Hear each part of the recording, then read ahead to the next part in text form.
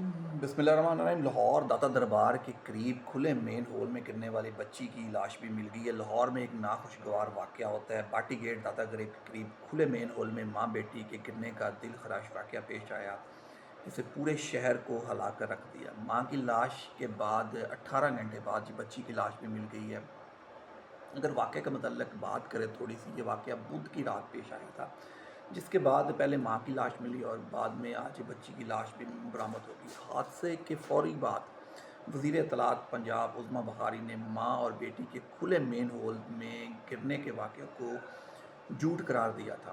اپنے بیان میں انہوں نے کہا تھا کہ لاہور میں ریسکیو 1122 کے جوانوں نے ایک بار پھر اپنی مستعدی کی مسائل قائم کی اور بر وقت اقدامات کیے ہیں، جس میں یہ بات سامنے آئی کہ ماں اور بیٹی کے ڈوبنے کی اطلاعات فیک ہیں۔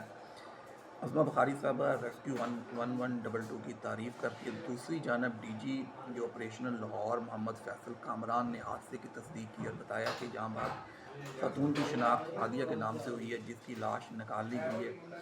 1122 کو واقعے کی کال وصول ہوئی اور فوری طور پر تمام اداروں کو متحرک کیا گیا۔ خاتون کی جو ڈیڈ باڈی ہے وہ وہاں سے ملی ہے۔ ڈی آئی جی کے مطابق پورے معاملے کی باریک بینی سے تحقیقات کی گئی۔ سیف سٹی کیمروں کی مدد سے پورے واقعے کو مانیٹر کیا گیا۔ سیف سٹی کی فوٹیج سے جو یہ بات ثابت ہوئی ہے کہ خاتون کے شوہر کے بیان کردہ تمام باتیں درست تھیں۔ فیملی رشکے پر آئی تھی، کہاں رکشہ پارک کیا گیا، کس راستے سے داتا دربار زیارت کے لیے گیا، واپسی پر کیسے یہ افسوسناک واقعہ حادثہ پیش آیا، کچھ کیمروں میں محفوظ ہے۔ D I G operation Faisal Kamran نے بتایا کہ یہ خاندان داتا دربار پر سلام پیش کر کے نکل رہا تھا کہ اچانک کھلے مین ہول میں گرنے کا حادثہ پیش آیا۔ انہوں نے واضح کیا کہ خاتون کا شوہر حراست میں نہیں بلکہ واقعے سے متعلق معلومات حاصل کی جا رہی تھی۔ اچھا، یہاں پہ جو سب سے بڑی بات ہے وہ اب ڈی جی آپریشن صاحب کہہ رہے کہ یہ واقعہ تفصیل لی جائے۔ حالانکہ خبر یہی ہے کہ ان کے شوہر کو گرفتار کر لیا گیا تھا اور ان کو یہ کہنے کے کہ جی تم جھوٹ کہہ رہے ہو، تمہارا بیوی سے جھگڑا تھا۔ تو یہ ساری کہانی تھی۔ 18 گھنٹے کے بعد بچی کی لاش سکیہ سے مل گئی ہے۔ بعد 18 گھنٹے کی لاش کے بعد آج ریسکیو 1122 کے غوطہ خور ٹیم نے سکیہ سے بچی کی لاش برآمد کر لی ہے۔ ریسکیو آپریشن میں 50 سے زیادہ اہلکاروں نے حصہ لیا۔ 3 ٹیمیں مسلسل ریسکیو آپریشن میں حصہ لے رہی تھی۔ حکام نے یہ بھی کہا ہے کہ بچی کی ماں کی لاش ممنوعہ کارروائی کے بعد ورثہ کے حوالے کر دی جائے گی۔ وزیر اعلیٰ پنجاب مریم نواز صاحبہ نے واقعے کا سخت نوٹس بھی لیا۔ غفلت کے ذمہ داروں کی تعین کی ہائی لیول کی انکوائری کمیٹی قائم کر دی ہے۔ 24 گھنٹے میں رپورٹ طلب کر لی ہے، جب کچھ افسروں کو نااہلی غفلت اور معطل کر دیا گیا ہے۔ ڈی جی آپریشن کا کہنا تھا اہل خانہ کے ساتھ جیسے کہ ویسی کارروائی کی جائے گی جس کی بات ثابت ہونے کے خلاف سخت ایکشن لیا جائے گا۔ یہ تو ڈی جی صاحب کا کہنا ہے، ایسی کئی کارروائیاں ہوتی ہیں اور ایسی کارروائیاں وزیر اعظم صاحب نے ملازموں کو دوبارہ ملازمت نہیں ملنی چاہیے، برطرف جو کیا گیا ہے انہیں کہا گیا کہ ان کو دوبارہ ملازمت نہیں ملنے چاہیے۔ مریم نواز صاحب بڑی سخت غصے میں آئیں، واقعے کے ذمہ داروں کو فوری طور پر ملازمت سے برطرف کرنے کی ہدایت کرتے ہوئے ان پر بات کو یقینی بنایا جائے کہ انہیں دوبارہ نوکری نہیں ملے گی۔ یہ مریم نواز صاحبہ کہہ رہی ہیں، اور مریم نواز صاحبہ کیوں کہہ رہی ہیں یہ ایک سوال ہے۔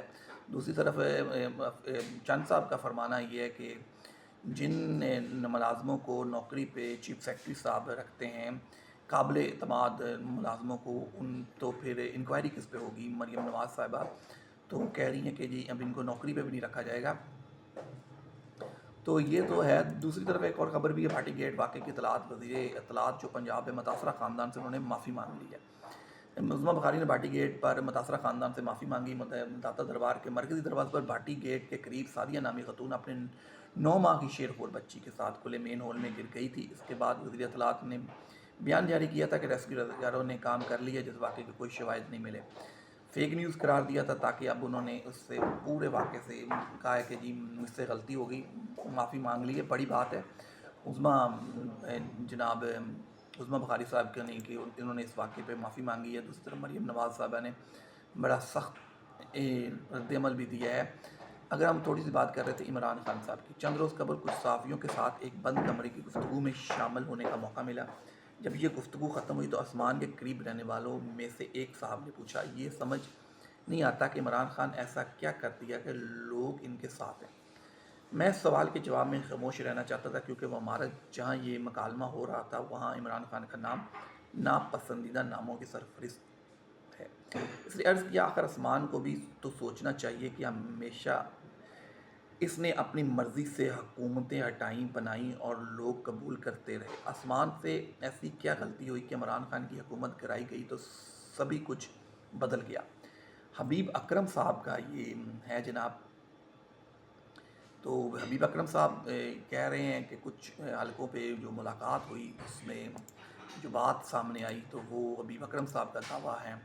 تو اگر بات کریں طریقے انصاف کی عمران خان صاحب کی، تو پہلے تو ہماری حکومت کی جو کریڈیبلٹی ہے اس پہ سوال اٹھتے ہیں۔ کریڈیبلٹی کہ عمران خان صاحب کا علاج ہوا کہ نہیں ہوا۔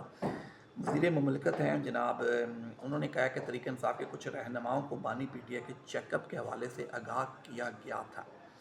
کہہ کون رہے ہیں؟ برسٹر عقیل ملک صاحب کا کہنا ہے وزیر مملکت برائے قانون و انصاف، پی ٹی آئی کچھ سینئر رہنماؤں کو بانی پی ٹی آئی کے چیک اپ کے حوالے سے اطلاعات دی گئی تھی، لیکن ان میں سے ہسپتال کوئی نہیں پہنچا۔ پہلے یہی حکومت کہہ رہی تھی کہ ایسا کوئی واقعہ نہیں پیش ہوا۔ جیل حکامات یہاں تک کہہ رہے تھے کہ ایسے کچھ بھی نہیں ہوا۔